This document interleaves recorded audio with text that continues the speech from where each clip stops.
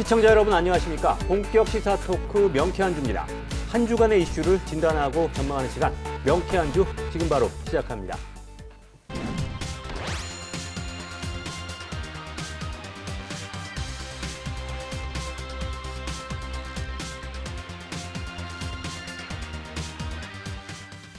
네, 오늘은 두 가지 이슈에 대해 이야기를 나눠보겠습니다. 첫 번째 이슈, 4.3 특별법 개정입니다. 먼저 준비된 영상부터 보시겠습니다. 국회 행정안전위원회 법안 심사 소위를 통과해 전체 회의에 상정된 4.3 특별법 개정안. 가장 큰 쟁점이었던 보상금 액수는 4.3 희생자 중 사망자와 행방불명자에게는 9천만 원을 균등 지급하고 생존 수영인과 후유 장애인에게는 9천만 원 이하를 차등 지급하는 것으로 정리됐습니다. 하지만 과거사 사건 희생자와 유족에게 최대 1억 3천만 원을 보상했던 대법원의 판례를 검토해야 한다는 주장도 제기됐습니다. 희생자와 유족의 문제, 그런 부분에 대해서 기존의 사례 때문에 채택이 안 된다고 합니다만 이런 부분에 대해서도 우리가 전향적으로 검토할 필요가 있다는. 결국 국회 행정안전위원회는 더불어민주당과 국민의힘이 발의한 4.3 특별법 개정안을 합친 대안을 여야 합의로 통과시켰습니다. 개정안이 법제사법위원회를 거쳐 다음 달 2일이나 9일 본회의에서 의결되면 내년부터 보상금이 지급됩니다. 정부가 4.3 희생자들에게 사과한 적은 있지만 금전적인 보상을 하는 것은 이번이 처음이거든요. 그 의미가 적지는 않은 것 같습니다.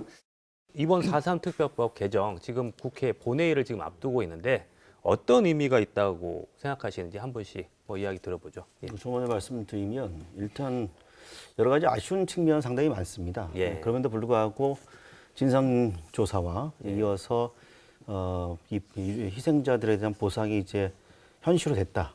현실적으로 이제 다가왔다는 점에서는 그동안 4.3 진상규명운동 과정에서 그리고 여러 가지 제기되었던 문제들 좀 진일보한 전개를 마련한 계기가 됐다라고 얘기할 수 있겠죠. 예. 보상이라는 부분도 처음이다 보니까요. 예. 예. 지난 2월 26일 날 4.3 특별법 전부 개정 법률안이 통과가 됐잖아요. 그때 이제 보상 방안을 마련한다.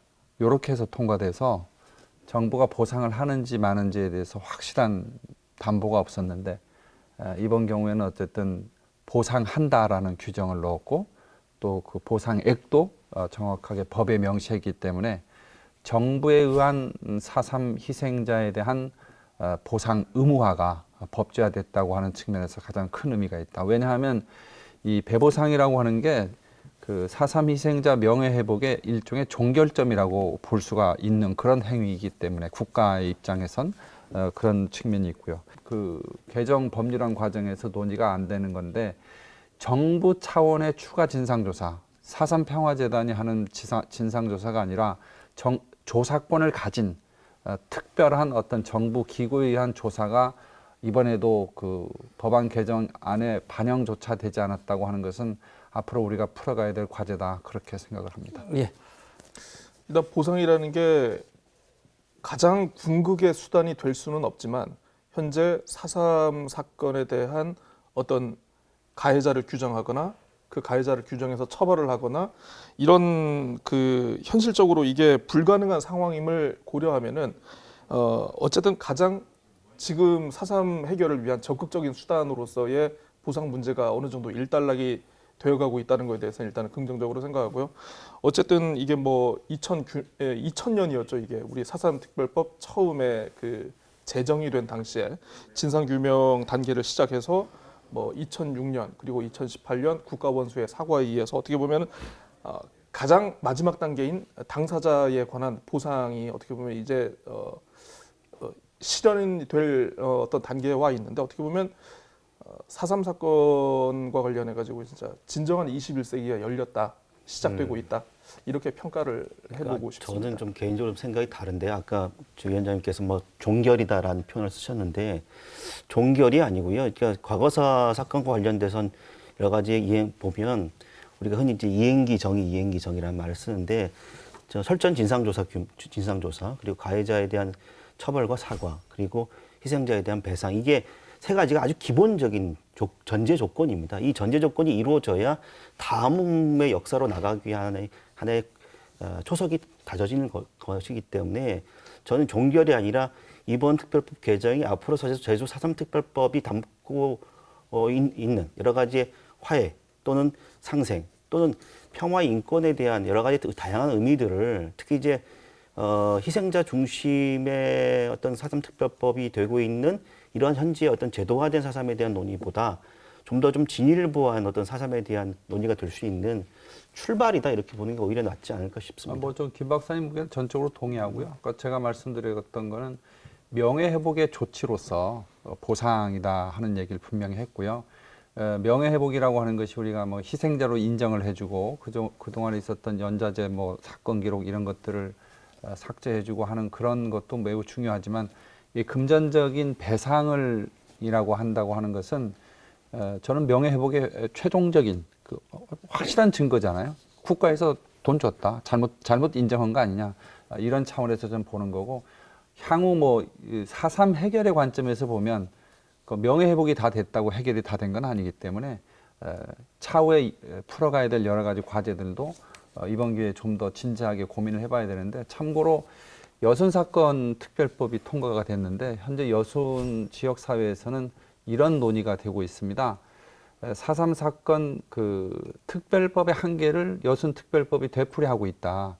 다시 말하면 그 조사권을 갖지 못한 그런 한계 때문에 구체적인 조사 보고서가 없어서 배보상의 문제라든지 또 명예회복의 문제라든지 특히 배보상 청구 소송을 할 수 있는 근거 자료를 여순도 똑같이 갖지 못할 수 있다. 그래서 이번에 대통령령으로 할 때는 그 조사 기구를 상설화하고 또 조사 기구에 의해서 그 직제도 제대로 편성하고 이런 주장들이 나오고 있어요. 다시 말하면 우리가 추가 진상 조사가 될지 그냥 진상 조사가 될지 사실 조사가 될지 용어에 대해서는 우리가 좀 더 논의를 해야 되겠지만 구체적인 사실 조사가 이루어질 수 있는 그런 방향은 배보상 이 작업이 끝난다 하더라도 저는 제주 4.3 사건의 경우에는 동시에 다시 논의를 해서 추진해야 된다. 그 말씀을 꼭 드리고 싶습니다. 네, 구체적으로 좀 이야기 들어가 보면요. 이번 그 4.3 특별법 핵심이 희생자들에게 보상금을 지급하는 내용이 추가가 됐는데 그 최대 쟁점이 금액이었어요. 뭐 앞서도 이야기 나왔습니다만은 희생자 1인당 9천만 원을 지급하는 것으로 정리가 됐는데요.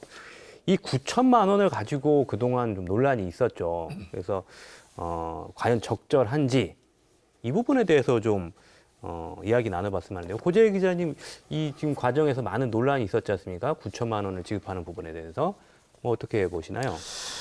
저는 이 보상 액수의 적절성에 대해서 사실 이제 그 9천만 원에 대해서 유족의 일부는 또 수용을 하는 모습을 보였고 네. 또 일부에서는 또 반발을 하는 모습을 보이셨거든요.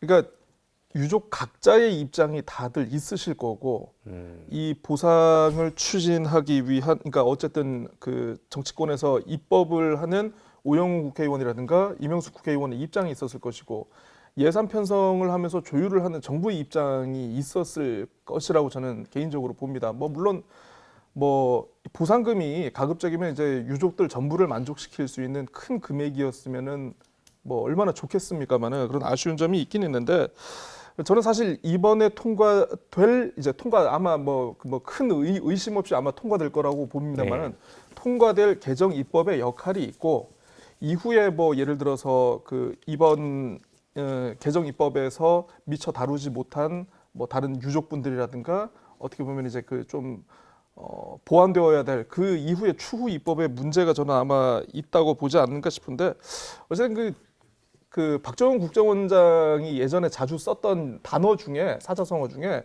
선의훈안이라고 이게 있더라고요. 선의훈안. 선의훈안. 쉬운 걸 먼저 하고 어려운 예. 것은 나중에 풀자라는 예. 그런 큰 원칙에서 봤을 때는 뭐 물론 다소 아쉬운 감이 있겠습니다만은 어쨌든 좀 앞으로를 좀 기약할 부분은 기약하고 지금 상황을 좀 축실히 준비하는 게 좋지 않을까 이렇게 생각합니다. 그 금액과 관련해서는 9천만 원이 적냐 혹은 또 많은 거냐 이런 식으로 접근하는 일부 시각이 있어요. 그런데 저는 유족회 일부에서 9천만 원을 반대하는 그 성명서를 쭉 읽어봤는데 예. 9천만 원이 적다 이런 표현을 쓴 게 아니고요. 정확한 그 금액의 산정 기준이 뭐냐. 지금 예. 오영훈 법안에 들어있는 일실이익이라든지 또 장기 보상 지연에 따른 문제라든지 정신적 피해 이런 걸 감안해서 9천만 원을 산정했다는 거잖아요. 근데 그걸로는 수긍하기 좀 어려운데 대안으로 제시한 게 대법원 배상 판결이 2015년에 있었어요. 그래서 대법원 판결에서 했던 8천만 원, 4천만 원, 800만 원, 400만 원.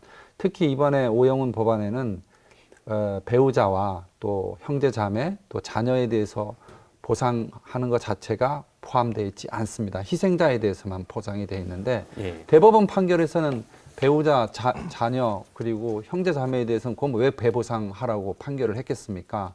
저는 대법원 판례라고 하는 것은 일종의 법률적 효과까지 있는 거잖아요. 그래서 그런 측면을 고려했을 때 전 늦었지만 지금이라도 대법원 판결 배상 금액을 기준으로 하고 또 대법원 판결의 보상 대상을 기준으로 해서 적용하는 게 전 맞다고 생각합니다. 물론 이제 행안위 전체 회의를 통과해버려서 가능성은 매우 적지만 그 부분은 전 굉장히 좀 아쉽고 문제가 있다 하는 지적을 안 할 수가 없고요. 또 하나는 이 8천만 원, 4천만 원, 800만 원, 400만 원 그리고 아까 얘기했던 9천만 원 이 액수가 다 더하기 빼기 해서 어느 게 더 많으냐, 어느 게 더 적으냐 이런 식의 접근은 바람직하지 않다. 정확한 대의 명분이 어디에 있느냐, 배상의 대의 명분 기준이 어디에 있느냐 그런 쪽으로 전 논의가 모아졌으면 좋겠다. 그 말씀 드리고 싶습니다.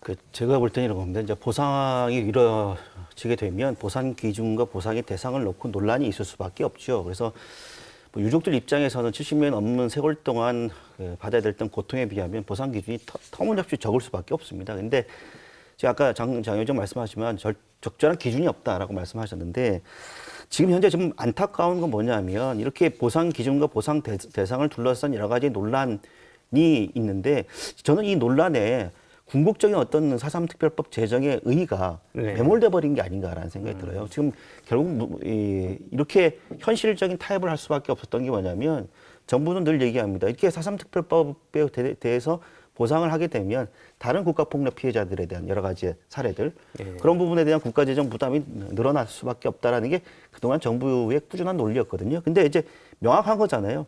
국가의 책임을 방기하고 국민을 국가가 학살한 사건들이 굉장히 많으면 그 국가 책임 문제를 명확히 하는 하나의 선례로서 제주 4.3 특별법 보상이 이루어졌어야 되고 그것이 차후에 여러 가지의 4.3을 포함한 여러 가지 국가 폭력의 사건에 대해서 국가 책임을 명확히 하는 이런 식의 좀 더 진전된 논의가 이루어졌어야 되는데 오히려 보상 금액을 얼마 하느냐, 대상을 얼마 하느냐라고 하는 좀 이런 금액에 관한 논쟁으로 좀 매몰되어 버렸다. 이게 좀 상당히 아쉽습니다. 예. 저는 좀 궁금한 게 사실 이번에 개정 입법이 예를 들어서 국회를 통과하게 되면은요. 이게 뭐 이번에 다루지 못한 유족이라든가 어떤 형제자매에 대한 보상 가능성이 완전히 닫혀버리는가에 대해서는 한번 좀 고민을 해볼 필요가 있을 것 같아요. 그러니까 통과된다 하더라도 보상 가능성에 대해서는 이게 완전히 닫혀 있는 건 저는 일단은 기본적으로 아니라고 보고요. 뭐 물론 이제 그 이명수 의원 안을 통해 가지고 그 8484 원칙을 적용을 했습니다만은 사실 오영훈 의원의 발의안이나 이 보상액 같은 경우에는 행안부의 용역과 어떤 정부의 어떤 이 그 예산 편성 과정과 좀 약간 보조를 맞춘 듯한 그런 느낌은 분명히 정부의 결과를 있습니다. 그대로 이제 예, 받은 보조를 거죠. 맞춘 예. 느낌이 있는데 어떻게 보면 이명수 안이 얘기한 그 1억 3천만 원 같은 경우에는 좀 약간 뒤늦게 나왔다는 그런 느낌도 들고 이게 차라리 그러면 얘기가 나왔을 때 용역 과정에서 좀 더 적극적으로 이 의견을 개진하고 이걸 좀 더 다퉈봤더라면은 이렇게 우리가 이제야 그러니까 뭐 표현이 좀 이상합니다만 제가 적절한 표현이 안 나요. 약간 좀 뒷북 같은 느낌? 이런 느낌이 드는 것도 사실이거든요. 취재하는 입장에서. 그 용역 과정이 사실 그 공개적으로 진행되기보다는 비공개로 그 장기간 진행이 됐어요. 예. 제가 이걸 얘기 안 할 수가 없는데 예. 사실은 이제 이명수 의원님하고 제가 도당위원장 재직 시절에 4.3 특별법 간담회 정책 세미나 여러 번 하다 보니까 또 저도 이제 이 관련된 사안에 대해서 좀 지식이 좀 축적돼 있다 보니까 저한테 도움 요청 오셔서 11월 11일 날 이명수 의원실에서 간담회를 했어요. 법안 발의를 할 거냐 말 거냐. 근데 저는 11월 11일이요. 예. 그러니까 11월 5일 날 공청회가 있었죠. 그래서 아까 오영훈 의원이 그 자리에서 뭐라 그랬냐면 이번에 유족이 배제됐지 않습니까? 예. 형제, 자매, 자녀 그리고 배우자는 대상에서 배제가 됐는데 이 부분은 나중에 추후 입법을 해서 해결하겠다 하는데 이번 상임위에서도 정부에선 유족에 대해서 배상해 본 경우가 없다 해서 딱 그건 잘라버렸고요. 5.18과 부마 항쟁 네. 지금 사례를 든 그래, 거죠. 그렇게 얘기했죠. 그러니까 다시 말하면 유족에 대해서는 앞으로 가능성이 없는 건 아니지만 매우 쉽지 않다. 이번 기회에 전 했어야 되는데 하는 그런 아쉬움이 있고요. 두 번째가 그러니까 대법원에서 판례는 예. 소송을 건 경우에는 유족에게 보상을 하는 전례가 있는데 예. 지금 정부의 입장은 국가가 특별법을 만들어서 보상하는 경우에 유족까지 한 사례는 없다는. 그런데 이야기. 이제 서달로름 학살 사건이나 또 정뜨르 비행장 학살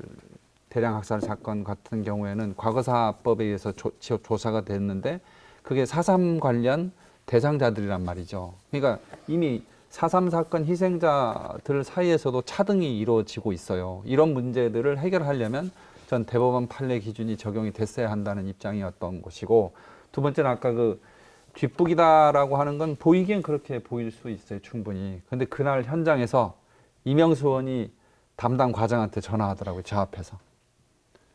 왜 용역 보고서 안 주냐고. 그날까지도 안 줬어요. 근데 막 변명을 하세요. 그렇게 일하시면 안 된다고 과장님. 대한민국 공무원으로서 일을 하셔야지. 용역 보고서 달라고 한 지가 언제였습니까? 막 화를 내시던데. 그런 과정을 보면서 어쨌든 뭔가 이렇게 논의의 과정이 공유가 되거나 저는 오영훈 의원이 좀 더 정치적으로 발휘해서 그런 과정들을 좀 밟아줬으면 좋겠다는 그런 생각이 들더라고요. 현장에서는. 그러나 이제 여야 대치 때문에 뭐 안 한 건지 4.3은 또 그 정쟁의 대상이 돼서는 안 되기 때문에 좀 많이 아쉬웠다 하는 생각이 들었고요. 그래서 뒷북이라는 부분은 뭐 현상적으로 보이기엔 그렇게 볼 수 있지만 이명수 의원 입장에서는 되게 억울하시겠다. 그래도 제주 지역의 좀 문제, 오영훈 의원도 좀 억울하신 부분. 제주 지역의 문제에 대해서 좀 나름대로 하려고 했는데 하는 그런 부분이 있고요. 또 하나는 그 보상금 액수에 대해서 다시 한번 말씀드리지만 아까 김 박사님하고 나 의견을 같이 하는 거는 좀 4.3 해결의 기준, 정신 그게 뭐냐. 결국은 전 보상도 대법원 판결에 대한 기준을 적용했습니다라 그러면 아마 전 국민을 대상으로 우리가 얘기할 수 있을 때 되게 편할 거예요. 근데 액수를 왜 9천만 원으로 했습니까? 했을 때 글쎄 그냥 뭐 정부에서 정해줘서 했습니다. 이게 과연 설득력이 있겠느냐. 전 계속해서 아쉬움이 남는 겁니다. 그러니까 저는 그런 것 같습니다. 그러니까 이게 대법원 판례를 적용할 것이냐 아니면 정부에서 제안한 이 9천만 원이라는 액수를 정할 것이냐라고 하는 논쟁이 있을 수도 있죠. 근데 그런 논쟁 속에서 제가 아까 말씀드린 뭐냐면 뭐 관련돼 보니까 뭐 유족에 대한 뭐 여러 가지 그다음에 후유 장애인에 대한 차등 지급이라든지 이런 부분이 논란이 돼 있는 부분들이 있는데 그걸 명시했어야죠. 그러니까 국가 폭력에 대한 희생자에 대해서는 끝까지 국가가 그 책임을 물을 수 있도록 하는 그런 국가의 어떤 책임과 의무를 분명히 하는 식의 문구가 들어갔어야 되고 그에 따라서 구체적인 액수와 관련된 논의가 됐다고 한다면 이번 논의가 4.3뿐만 아니라 과거의 문제에 있었던 수많은 국가폭력에 의한 과거사의 사건에 대한 굉장히 좋은 모범 사례가 됐었을 텐데 라고 하는 아쉬움이 좀 상당히 많습니다. 그래서 물론 죽음과 희생을 금액으로 따질 수는 없죠. 근데 다만 아까 유족회에서 여러 가지 얘기한 것처럼 이게 끝이 아니라 하나의 출발이라고 하는 측면에서 보자고 한다면 이제 막 첫 발을 띈 게 아닌가.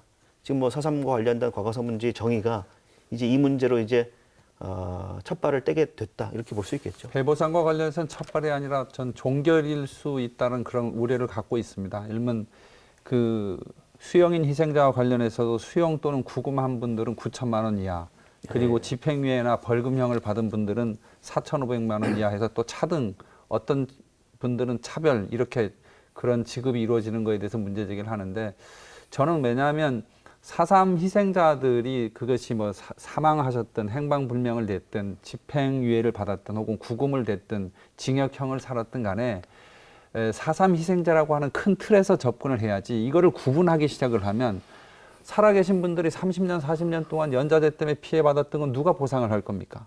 그런 거 다 따지고 들어가겠다는 게 아니잖아요. 일괄 보상을 하겠다고 하는 게 정부의 방침이었잖아요. 그러면 일괄 보상의 방침에 의해서 일괄 배상액도 같이 해야 되는 거거든요. 근데 갑자기 벌금형 받고 징역형 집행유예 받으신 분들은 4,500만 원 이하, 9천만 원으로 이분들 다 알고 있어요. 4,500만 원 이하에서 그것도 위원회가 심의해서 결정해서 주겠다? 전 이건 정말 문제가 있다고 생각합니다. 저는 이 부분만큼은 좀 법 개정이 이루어져야 된다고 생각합니다. 예, 좀 어려운 문제인데요. 또 한 가지 쟁점이 용어의 문제인데 처음에는 위자료라고 해서 논란이 많았어요. 왜 갑자기 위자료냐. 그러다가 이번에는 보상으로 최종적으로 정리가 됐는데 전해철 행정안전부 장관은 국가의 위법 행위뿐만 아니라 불분명한 경우까지 포함해 배상이 아닌 보상으로 정리했다고 설명했습니다. 그렇죠. 우리 법률이 채택하고 있는 보상에서는 이제 배상의 개념이 좀 포함되어 있는 것으로 알고 있고요. 금전으로 보상하는 굉장히 큰 선례를 남겼기 때문에 네. 그러한 경우에는 오히려 논란을 좀 피할 수 있는, 그래서 모두가 여기에 대해서 동의하고 합의할 수 있는 수준이면 좋겠다 생각을 하는데요. 그런 일환으로 보상이라는 용어도 적절했다고 생각합니다. 국가의 위법 행위가 있다는 점에서 배상이 맞지 않느냐는 이야기가 만만치가 않거든요. 이 보상과 배상, 위자료 이 부분 보상으로 정리된 부분에 대해서는 어떻게들 생각하시나요? 이건 명백한 현실적인 타협이죠.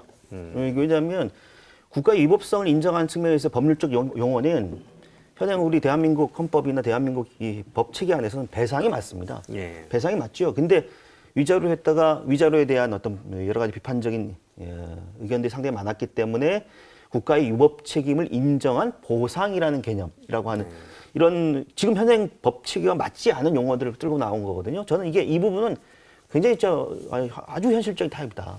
근데 왜 이렇게 될 수밖에 없었냐? 그러니까 이기 때문에 지금 정부가 비겁하다는 게 국가가 자기 책임이 물론 지금 정부의 책임이 아니겠죠. 과거 정부의 책임이지만 지금 대한민국 국가라고 하는 이 국가의 의무, 책임 이런 부분들에 대해서 과거사 문제에 대해서 반성할 부분은 분명히 반성했어야 됩니다. 그리고 그러게 배상이라고 하는 이 법률 용어 하나가 가지고 있는 상징적인 힘이 클 수밖에 없을 텐데 이것을 타협했다는 건 상당히 아쉬워요. 그 정부에서 지금 공식적인 설명은 네. 위법 행위뿐만 아니라 불분명한 경우 네. 또 무장대에 의한 희생까지 다양한 형태의 희생들이 있었기 때문에 이것을 총망라하기 위해서는 보상이라는 용어가 근데 저는 그게 말이 안 된다고 이야기를 하냐면 하거든요. 무장대에 대한 지금 현재 2001년도에 이승만 대통령의 양자의 이인수 씨가 위헌 소송 내서 각하되면서 헌재가 부대 조건으로 했어요. 야, 희생자에게 포함될 수 없는 사람들. 근데 그중에 대표적인 인물들이 무장대입니다. 근데 그렇기 때문에 당초에 4.3 희생자로 인정됐다가 철회되신 분들이 상당히 많아요. 꽤 많아요. 보수 진영에서는 그걸 가지고 불량입회라고 공격하고요. 근데 명백하게 말하면 그분들조차도 4.3 특별법상의 희생자로 규정되어 있는 분들이에요. 근데 그렇다고 한다면 그런 분들은 여전히 희생자로 인정을 하지만 국가가 인정하지 않고 있는데도 불구하고 그런 분들까지 포함해서 보상이라는 용어를 썼다라고 하는 건 진짜 아다르고 어다른 거고 지금 4.3 특별법에 대한 어떤 전체적인 맥락을 정부가 제대로 이해하지 못하는 거죠. 그러니까 이게 2014년에 대법원 판결에 그 남로당, 제주도당 인민유격 때 주요 활동을 했던 분들은 그 희생자에 포함할 수 없다라는 판결이 났지 않습니까? 그러니까 그 이후에 이루어진 여러 가지 희생자 결정이나 이거는 이 대법원 판결을 기준으로 하고 있기 때문에 혹시 막 그 판결에 위배되는 부분이 있다면 그건 뭐 시정을 하면 되는 거고요. 저는 그런 경우가 이제 거의 정리됐다라고 그렇게 알고 있고요.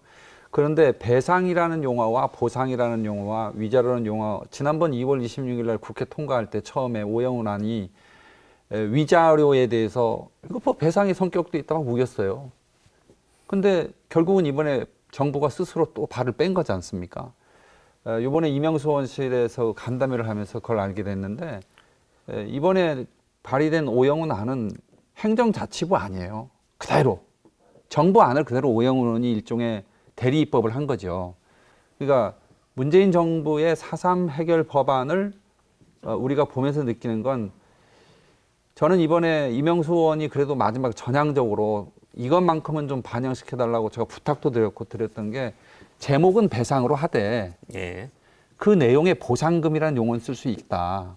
그게 뭐냐 하면 성격은 우리가 배상으로 분명히 하고 아까 조 기자님 말씀하셨던 보상금의 성격이 그런 측면이 저런 측면이 있다라는 걸 해서 조합을 했다면 가장 적절하지 않았을까. 근데 그거조차도 이번에 그냥 정부 안대로 그대로 통과가 돼버린 거죠. 자, 고 기자님 어떻게 보십니까? 보상, 배상, 위자료 여러 가지 용어들이 지금 너무 어려운데 예. 이 질문은 그냥 피해가면 안 되겠습니까? 그러니까 저 뭐냐면 그러니까 우리가 4.3이라는 것을 어느 한 단면만 부각시켜 가지고 보느냐에 따라 가지고 사건의 정의가 달라질 수 있는 측면이 저는 분명히 있다고 보거든요. 그러니까 저도 아까도 말씀드렸지만은 그러니까 이게 그러니까 뭐 사건의 정의부터 정말 처음부터 끝까지 철저하게 따지고 들어가려 한다면은 아마 저는 이번 보상 자체도 아마 어렵지 않았을까 예. 싶습니다. 예, 그러니까 제가 아까도 말씀드렸지만 쉬운 것부터 먼저 하고 너무 우리가 처음부터 디테일에 함몰될 필요가 있는가에 대해서는 좀 제가 좀 그런 생각을 좀 갖게 되네요. 제가 한 말씀만 더 드리면 아까 예. 김 박사님 얘기한 거 연동한 건데 그 무장대 그 당시 이제 남로당 인민유격대 이런 분들에 의해서 학살을 당한 분들은 또 어떻게 할 거냐? 그건 국가가 한 거 아니지 않냐? 예. 그런 논리들이 가끔 있는데요. 뭐 그런 부분에서 보상이란 용어가 아니 이제 근데 저는 쓰였다고 그렇게 하는데요. 생각 안 하는 게 국가가 뭡니까? 그런 상황에서 그런 무장 세력으로부터 국민을 보호해야 될 책임이 국가한테 있는 거예요.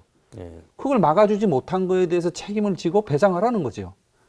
그러니까 결국은 우리가 기본적으로 당시의 상황에 대해서 국가 공권력이 제대로 역할을 하지 못한 직접적인 공권력이 학살에 참여했든 또 다른 여타 세력에 의해서 무장 세력에 의해서 도민들이 희생당하는 것을 방조했든 지키지 못했든 그런 책임을 지라는 거예요. 그게 국가의 역할 아니냐. 그것뿐만 아니라 뭐 여러 가지 역사적 논쟁이 있는 문제다 보니까. 그러니까 물론 이제 장 회장 말씀 이렇게 들으면 이게 맞아 보여요. 근데 여기서 굉장히 중요한 논리적 모순이 뭐가 있냐면 그런 과정 속에서 소위 말하면 무장대에 가담했던 세력들 그 여전히 희생자로 인정받지 못하고 있는 배제의 문제가 생긴다는 겁니다.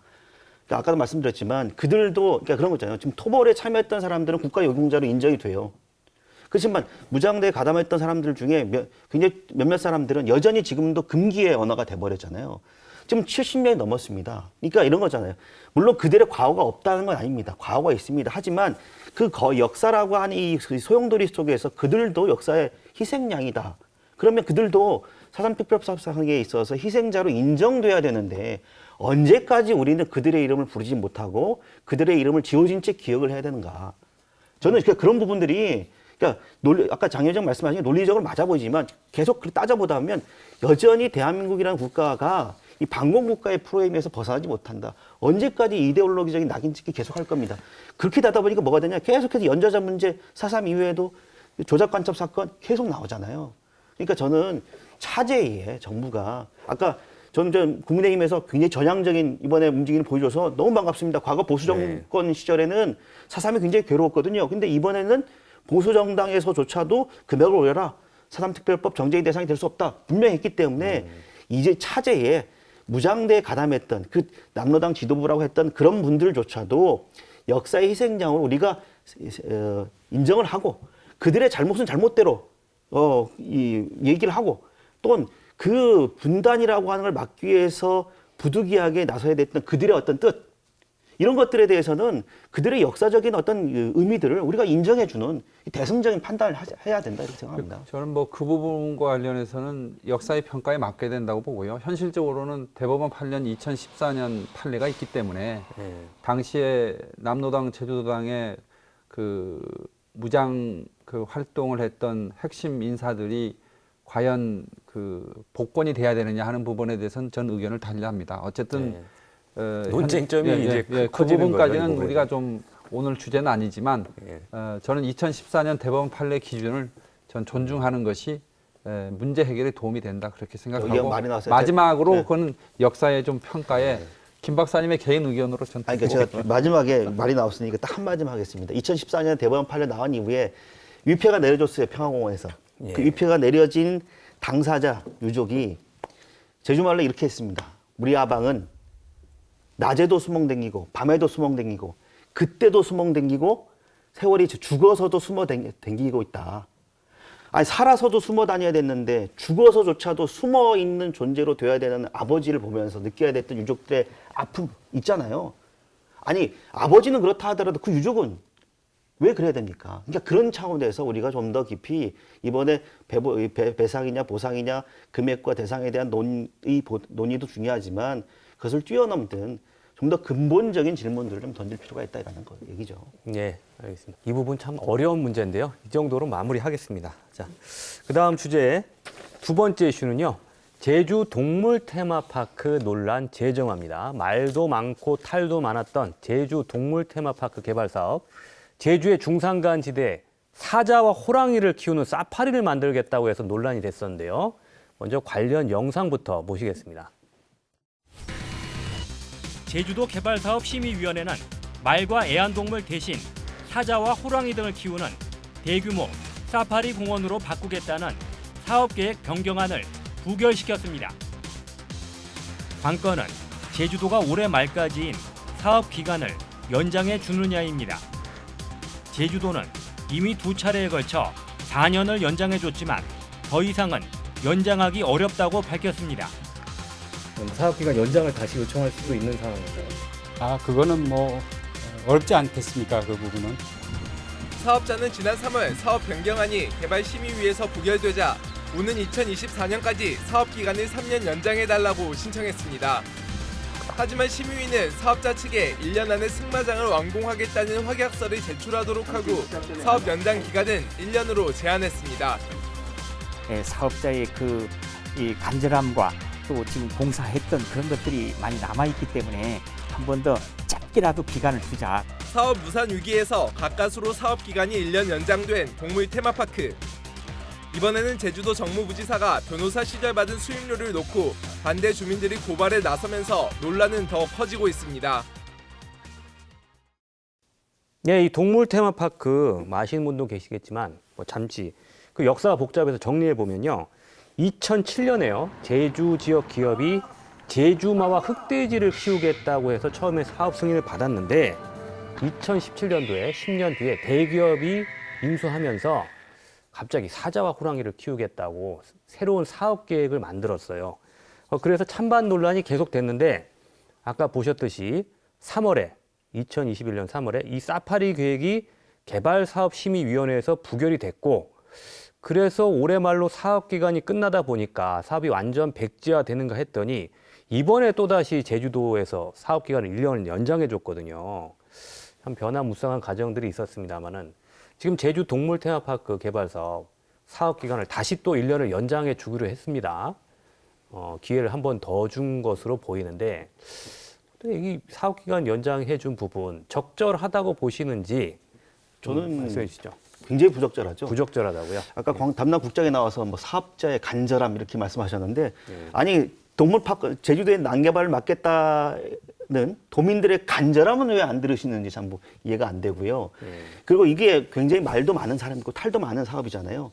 그러니까 결정적으로 사업 환경 영향 평가를 기존에 받았다가 사업 종료가 되기 한 달 전에 사업 계획을 변경해서 기존의 환경 영향 평가를 그대로 가져가고 다시 말과 흑돼지를 키우겠다고 바꾼 거죠. 그러니까 그런 과정에서 사업 계획도 굉장히 많이 바뀌었습니다. 그러니까 그런 과정 속에서 이게 동물 테마파크 사업이라고 하는 것이 사실상 진행되기 어렵고 그리고 사업 타당성이나 이런 것들이 이미 여러 차례 검증됐기 때문에 지금 사업 기간을 연장한다라고 하는 건 지금의 제주도의 결정은 상당히 이해하기가 어렵다 이렇게 생각이 듭니다. 지난해 11월에 원희룡 전 제주도지사의 송악 선언 2호 조치가 있었습니다.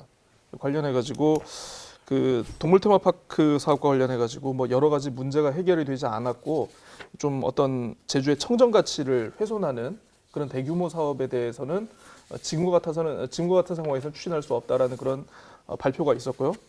주민 협의 조건을 갖추지 못한 상태에서는 더 이상의 변경 승인 절차 진행이 어렵다고 보여집니다. 그 이후에 올해 3월이었죠. 개발사업 심의에서 사업자의 투자 적격성이라든가 투자 계획, 재원 확보에 대해서 좀 의문이 들고 그리고 지역과의 어떤 공존, 기여도가 미흡하다. 그리고 무엇보다 미래 비전 가치 실현이 부적정하다는 이유로 그때는 이제 원래 860억에서 1,600억으로 이제 사업 규모를 변경하는 내용에 대해서 부결을 시켰습니다. 근데 그게 이제 11월 지난주 심의에서 이게 사업 기간 1년이 연장이 됐거든요. 기존 3월 심의 때 했던 내용에 대해서는 제가 뭐 내용을 찾아봤는데 어떠한 사정 변경이라든가 내용 변경에 대한 아무런 단서가 없습니다. 다시 말을 키우기로 한 거예요. 예, 그래서 뭐 추진 실적이 미흡할 경우를 대비해서 뭐 사업자의 의지를 표명할 수 있는 이행 확약사를 제출해라. 숙박 시설 중심보다는 휴양 문화 시설에 우선적으로 투자해라. 이렇게 해서 어쨌든 1년 연장을 했는데 그 개발사업 심의위원회 위원들이 또 같은 분이세요. 그러니까 저는 어떤 기준에 따라 가지고 3월의 기준, 물론 사업의 내용에 좀 약간 차이는 있을 수 있겠지만 그러면 이 11월에 그러니까 1년을 연장한 사업은 과연 제주의 청정 가치에 들어맞는 사업인가에 대해서 좀 납득할 만한 이야기가 없었다. 이에 대해서 좀 한번 좀 지적을 하고 싶습니다. 차기 도지사에게 공을 넘긴 거 아닌가 하는 느낌도 드는데 장 위원장님 생각은 어떠신가요? 좀 연장해 주려면 한 2, 3년 정확히 좀 해주던지.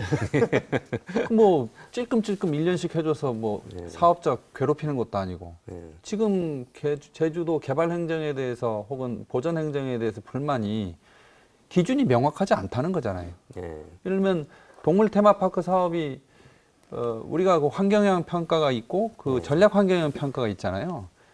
사업 자체가 근본적으로 잘못된 거는 전략 환경영향 평가에서 이미 걸러줘야 돼요. 사업 부지로 부적격하는 데지 않습니까? 그런데 환경영향 평가는 환경 훼손에 대한 저감 대책을 마련하는 제도거든요. 환경영향 평가 자체를 동의하냐 부동의하냐는 부분은 사실은 그 법의 취지상은 그렇게 옳지 않은 그런 방향이라고 보는데 어쨌든 간에 저는 개발사업심의위원회에서 아까 우리 고 기자님이 지역사회의 공존, 기여도, 재원 확보 방안 뭐 이런 것들을 얘기해서 부적절하다고 해놓고 사업의 변경이 좀 이루어졌다고 해서 또 1년 또시 이렇게 연장해 줬잖아요. 저는 그 내용을 구체적으로 다 들여다보지는 못해서 판단하기는 어렵지만 개발 행정을 한다 그러면 정확하게 사업자한테 예측 가능한 그런 의사결정의 어떤 신호를 줘야 된다고 생각을 합니다. 예를 들면 그러면 개발사업심의위원회에서 이러한 내용을 담은 사업계획서를 달라. 그리고 재원 조달은 이렇게 하라 하는 기준을 주고 그걸 충족하면 허가를 해주는 거고 그거를 충족하지 못하면 불허를 해야 되는 것이 맞는 거죠. 지금처럼 아까 담당 국장님께서 사업자가 간절해서 이건 아니죠. 그건 도 행정이 체계적으로 하지 못하고. 저희 아까 보여드린 이유가 6개월 만에 또 입장이 바뀌었어요. 국장님도 바뀌셨는데 처음에 어렵다고 하시다가 또 이번엔 하신다고 하니까. 그러나 이거는 여론의 눈치를 보거나 혹은 또 어떤 그 정확한 판단 기준을 도가 갖고 있지 못하다는 걸로 보이는데 만약에 이 동물 테마파크 사업에 들어가 있는 사업의 내용이 문제가 없고 만약에 개발 사업을 연장해 줄 만한 그런 사유가 있다 그러면 전 1년이 아니라 3년이라도 해줘야 된다고 생각하고 만약에 이것이 부적절하고 생각하면 지금 단계에서 중단했어야 맞는 거 아니냐 생각합니다. 자, 이런 가운데 또 다른 논쟁이 또 시작된 것이요. 고영건 제주도 정무부지사가 변호사 시절에 이 동물 테마파크 찬성 측 주민의 변호를 맡았던 것으로 확인이 됐거든요. 여기까지도 논란이 있었는데 문제는 이 찬성 측 주민의 변호사 수임료를 동물 테마파크 대표가 대신 내줘서 최근 검찰에 배임 증제, 주민은 배임 수재 혐의로 기소됐는데 그 부적절한 수임료를 당시 변호사 시절이긴 합니다만 고영건 정무부지사가 받았다는 점에서 배임 방조죄로 최근에 또 고발이 됐어요. 반대측 주민들에게. 이 부분은 어떻게 보시는지 말씀해 주시죠. 그러니까 저거는 이제 동물 테마파크가 제주도의 결정과 이 부분은 좀 별개로 나눠볼 필요가 있는데 다만 사실관계는 따져볼 필요가 있다고 생각이 들어요. 첫 번째는 이게 부지사 시절이 아니고 그리고 이제 변호사 시절이고요. 그럼 변호사 시절에 뭐 변호를 했다.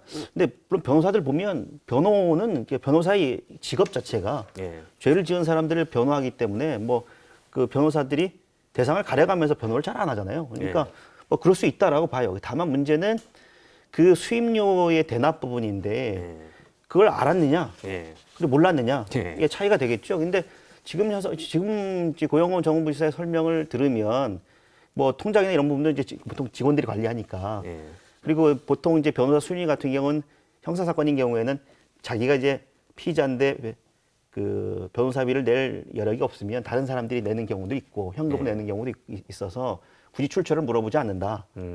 고용권 정무부지사는 지난해 7월 정무부지사 지명 이후에야 변호사비 대납 사실을 알게 됐다는 사실 외에는 추가로 할 말이 없다며 검찰 조사는 성실하게 받겠다고 밝혔습니다.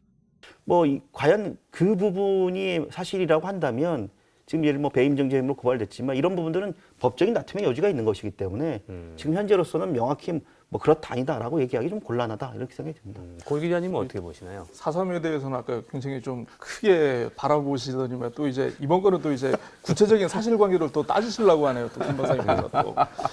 그러니까 좀 약간 그러니까 그렇습니다. 그 마을 분들 얘기를 들어보니까 지금 그 2개 건이 지금 걸려 있거든요. 그 전직 이장과 관련해 가지고 이장 직무대행자 선임 가처분 소송이 있고 그리고 명예훼손이 있는데 이분들이 이제 그 검찰의 공소장을 보면서 그 범죄 일람표가 나오거든요. 범죄 일람표에 보니까 이제 그 제주시 이동의 고땡땡 변호사 사무실에서 이렇게 현금을 그러니까 수임료를 건넸다라는 부분이 있기 때문에 이게 어느 변호사인지 이분들이 검색을 했대요. 그래서 3분이 나왔는데 그 중에 한 분이 나중에 알고 보니까 사건 번호를 쳐보니까 지금 고영권 정무부지사였던 게 확인이 됐죠. 주민들, 그러니까 반대 대책의 주민들은 처음에 이게 문제가 되는 줄 몰랐다라고 합니다. 근데 이게 그 자문 변호사분 얘기를 들어보니까 이게 지금 배임 증제와 배임 수재로 지금 어쨌든 기소가 됐어요. 기소가 되고 이제 그 저희가 방송 시점에서 이제 아마 내일인가요? 내일 아마 이제 첫 재판이 아마 열리는 것으로 제가 알고 있는데 그렇다면 변호인이 이 배임의 행위, 그러니까 배임이 이루어지는 어떤 현장을 직접 목격하고 또 본인이 실질적으로 본인의 그 통장을 통해 가지고 배임의 증거가 이렇게 그 입금이 되는 그런 상황에서 그러면 이건 변호인으로서 배임을 방조한 상황이다라는 그런 법률적인 조언을 좀 받으셨나 봅니다. 그래서 이게 좀 문제가 있다고 해서 어쨌든 그 좀 고용권 정무부지사의 입장을 들어보려고 했는데 어쨌든 고용권 정무부지사는 이거에 대해서 아는 바가 없었다. 이 당시에는. 고용권 정무부지사는 사건 수임 당시 정 전 이장과 함께 찾아온 이가 동물 테마파크 관계자인 줄 몰랐고 수임료 입금자도 동물 테마파크 대표인지 알지 못했다고 밝혔습니다. 정무부지사의 역할로서 자신은 몰랐다라는 게 좀 약간 이게 좀 납득은 좀 약간 그 당시에는 변호사였긴 했는데요. 그러니까 이분은 어쨌든 기본적으로 변호사시다 보니까 굉장히 리걸 마인드는 굉장히 철저하신 분이세요. 그러니까 인사청문회를 보면은요, 허위라고 볼 수 없다.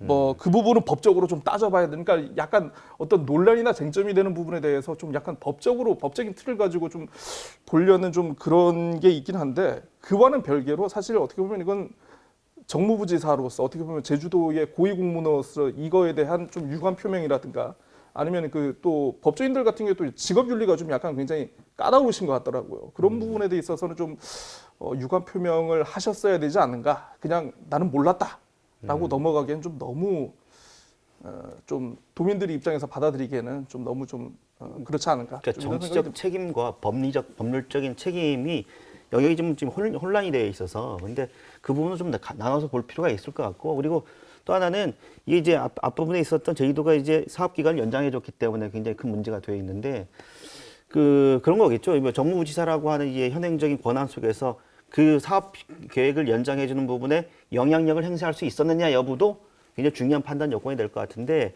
아까 고재일 기자가 말씀하셨지만 이제 몰랐다라고 얘기한다는 것에 대해서 이제 도의적인 책임이랄까요? 지금 현재 고위 공무원이기 때문에 그런 부분이 있기 때문에 그건 충분히 공격받을 만한 대상이 된다고 합니다.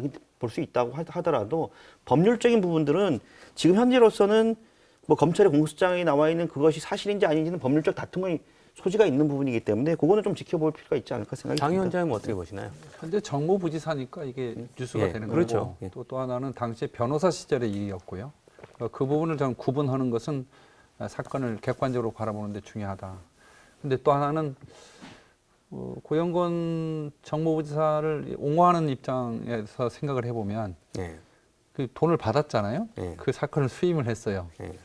그것 때문에 사업 기간 연장해줬다 그러면 오히려 더 오해받을 거 아니에요. 그러면 그거하고는 관계없이 이 행정을 했다.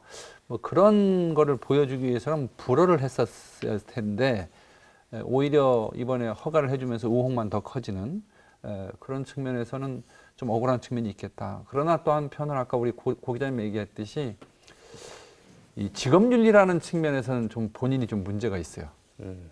예전에도 그 땅 투기 때문에 문제가 있었잖아요. 네. 농지 산 것도 잘못했습니다. 인정을 했었고. 그다음 이것도 변호사 수임료를 언론 보도에 보니까 현금을 400만 원으로 앞에서 받았고 네. 또 계좌로 550만 원을 받았는데 이건 배임 증제 수재의 증거가 앞에서 왔다 갔다 하는데 네.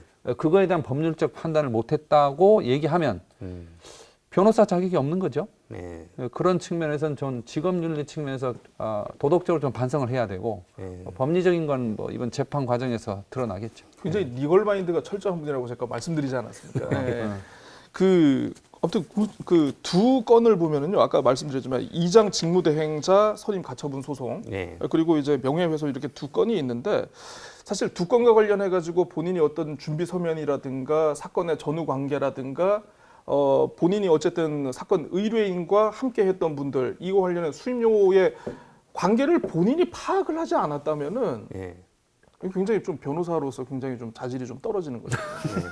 뭐 진퇴양난인 상황인 것 같아요. 자격 없다 그 말을 동의하시는 거예요. 그래서 뭐 길게 해명은 안 하고 있습니다만은.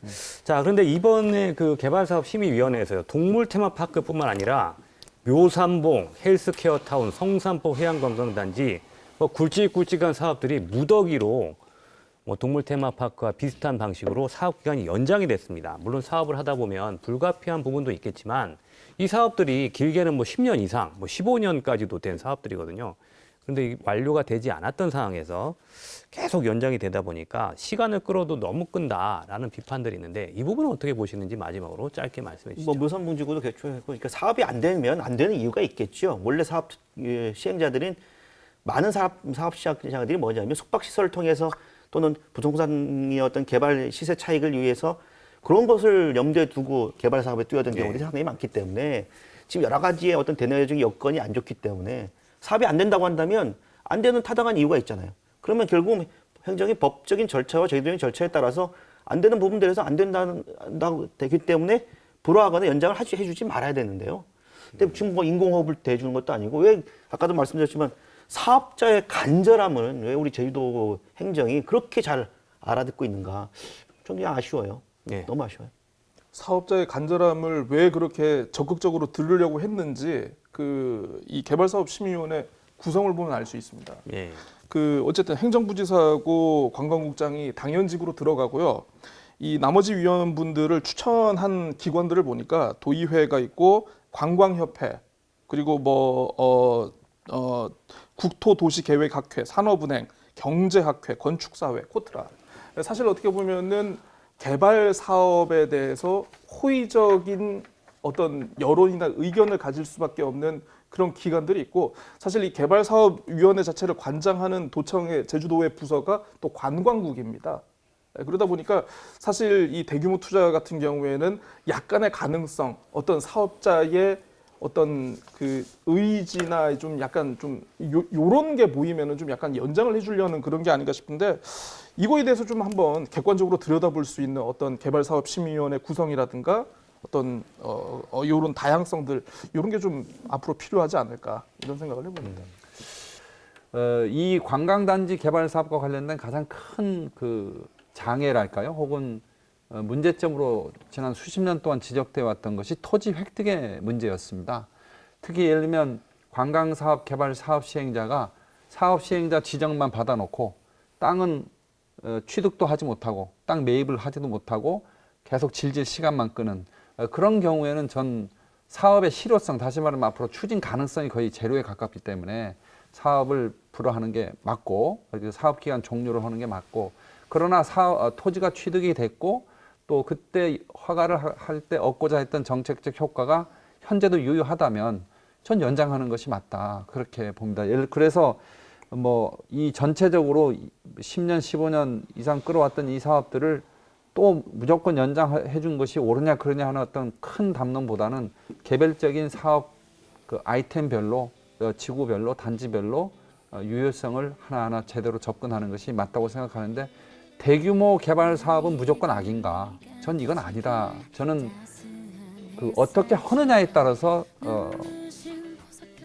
선한 결과도 얻어올 수 있는 거고, 잘못하면 악이 될 수도 있는 거기 때문에 어떻게 정책적 운영을 하느냐는 그것이 매우 중요하다 그 말씀 드리고 싶습니다. 네, 오늘 이야기 여기서 마무리하겠습니다. 네, 늦은 시간까지 시청해 주셔서 고맙습니다. 명쾌한 주 다음 주에 뵙겠습니다.